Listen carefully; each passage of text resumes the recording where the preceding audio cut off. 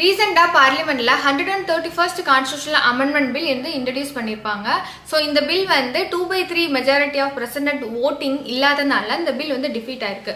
First 131st constitutional amendment பில்னா என்ன, இது எதை பற்றி சொல்லுதுங்கிறத பார்ப்போம். அதாவது ஆல்ரெடி இப்போ லோக்சபாவில் கரண்ட்லி 543 சீட்ஸ் இருக்குது. ஸோ இந்த சீட்டை 850 சீட்ஸாக இன்க்ரீஸ் பண்ணணும். அதே மாதிரி உமன் ரிசர்வேஷன், அதாவது 33% of women reservation in Lok Sabha and state legislative அசம்பிளியில் கொண்டு வரணுங்கிறதையும் இந்த பில் வந்து சம்மந்தப்பட்டது. ஏன்னா 131st அமெண்ட்மெண்ட் பில்லுங்கிறது women reservation, delimitation commission, census and northern and southern ஸ்டேட்டுக்கான ரைட்ஸ் அண்ட் ஃபெடரல் சிஸ்டம்கான முக்கியமான ப்ரொவிஷன் ரிலேட்டட் ஒரு அமெண்ட்மெண்ட் பில்லு தான் 131st constitutional amendment bill. First one 2023ல் உமன் ரிசர்வேஷனுக்கு ஒரு 33% வந்து லோக்சபா அண்ட் ஸ்டேட் லெஜிஸ்லேட்டிவ் அசம்பிளியில் ஒதுக்கணும் அப்படிங்கிறது ஒரு ஆக்ட் வந்து பாஸ் பண்ணியிருக்கோம். அதுக்கு முன்னாடி 42nd கான்ஸ்டியூஷனல் அமெண்ட்மெண்ட் ஆக்ட் படி 1971 சென்சஸ் பேஸ் பண்ணி தான் லோக்சபா சீட் இருக்கணும் அப்படிங்கிறது முடிவு பண்ணி ஃப்ரீஸ் பண்ணியாச்சு. ஏன்னா அதுக்கப்புறம் எடுத்த சென்சஸ்லாம் செல்லாது. அதாவது தட் மீன்ஸ் அதுக்கு எடுத்த சென்சஸை பேஸ் பண்ணி டீலிமிட்டேஷன் கமிஷன் வச்சு அந்த சீட்டை இன்க்ரீஸ் பண்ண மாட்டாங்க. ஆனால் பவுண்டரிக்குள்ள சேஞ்சஸ் கொண்டு வரலாம். அதுதான் 84th கான்ஸ்டியூஷனல் அமெண்ட்மெண்ட் ஆக்ட் வந்து கொண்டு வருவாங்க.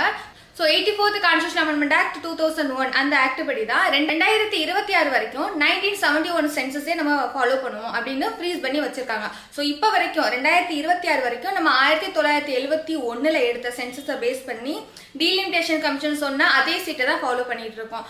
ஏன் லோக்சபா சீட்டை வந்து 1971 ஃப்ரீஸ் பண்ணியிருக்காங்க அப்படிங்கிறத நம்ம பார்க்கணும். ஏன்னா 1970s பார்த்தோம் அப்படின்னா பாப்புலேஷன் கண்ட்ரோல் பண்ணணுங்கிறது ஒரு முக்கியமான ஒரு கவர்மெண்டோட பாலிசியாக இருந்துச்சு இன் 1970s.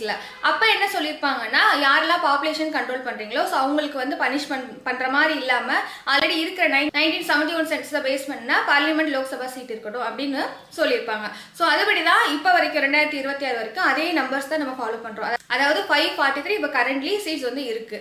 இப்போ 2027ல் சென்சஸ் முடிஞ்சு டீலிமிட்டேஷன் கமிஷன் எஸ்டாப்ளிஷ் பண்ணாங்கன்னா பேஸ்ட் ஆன் பாப்புலேஷன் ரெப்ரசன்டேட்டிவா என்ன பண்ணுவாங்கன்னா முடிவு பண்ணுவாங்க. இப்போ இதுல என்ன இஷ்யூனா, சதர்ன் ஸ்டேட்ஸ் ஆன தமிழ்நாடு, கேரளா, கர்நாடகா, ஆந்திர பிரதேஷ், தெலுங்கானா எல்லாருமே education, literacy and population control and GDP increase பண்ணுறது. ஸோ இந்த வகையில் நிறைய ஃபோக்கஸ் பண்ணி பாலிசியெல்லாம் கொண்டு வந்து அதை டெவலப் பண்ணியிருக்காங்க.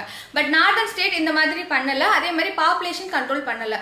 ஸோ சதர்ன் ஸ்டேட் இவ்வளோ பாப்புலேஷன் கண்ட்ரோல் பண்ணி இப்போ நீங்கள் பேஸ்ட் ஆன் பாப்புலேஷனில் ரெப்ரசன்டேட்டிவாக முடிவு பண்ணீங்கன்னா அது எப்படி சதர்ன் ஸ்டேட்டுக்கு வந்து ஒரு பனிஷபிள் திங்காக இருக்கும் அப்படின்னு சொல்லி ஒரு debate. Because more representation is more power, இப்போ less representation is less power. So southern ஸ்டேட்டோட ரெப்ரசன்டேஷன் கம்மியாகிறப்ப சதர்னோட வாய்ஸ் கம்மியாகும் அப்படிங்கிற ஒரு முக்கியமான டிபேட் ஆகும். இன்னொன்று, சென்ட்ரல் கவர்மெண்ட் இது சிஸ்டமேட்டிக்கா கொண்டு போகணும், based on accurate data, current data வச்சு கொண்டு போகணும் அப்படிங்கிறத சொல்றாங்க. 2023ல கொண்டு வந்த உமன் ரிசர்வேஷன் ஆக்ட் படி உமன் ரிசர்வேஷன் கொடுக்கணும்னா கண்டிப்பா இது ஸ்ட்ரக்சரல் வேல கரெக்ட் டேட்டா வச்சு தான் கொண்டு போகணும். ஏன்னா 1971ங்கிறது ஓல்டு டேட்டா, அந்த ஓல்டு டேட்டா வச்சு கொண்டு போகணும்னா திரும்பவும் வந்து சென்சஸ் எடுத்ததுக்கு அப்புறமா அதுக்கப்புறம் இன்னொரு சேஞ்சஸ் கொண்டு வரணும். ஸோ ஸ்ட்ரக்சரல் வேல கொண்டு போகணும் அப்படிங்கிறதா டிபேட். லாஸ்டா எந்த சென்சஸை பேஸ் பண்ணி டீலிமிட்டேஷன் கமிஷன் இந்தியாவோட கான்ஸ்டிடியூயன்சி பவுண்டரிஸை ரீட்ரா பண்ணியிருக்காங்க. ஸோ இந்த கேள்விக்கான பதிலை கமெண்ட் பண்ணுங்க. தேங்க்ஸ் ஃபார் வாட்சிங். Save it for later revision. Follow me for more such videos.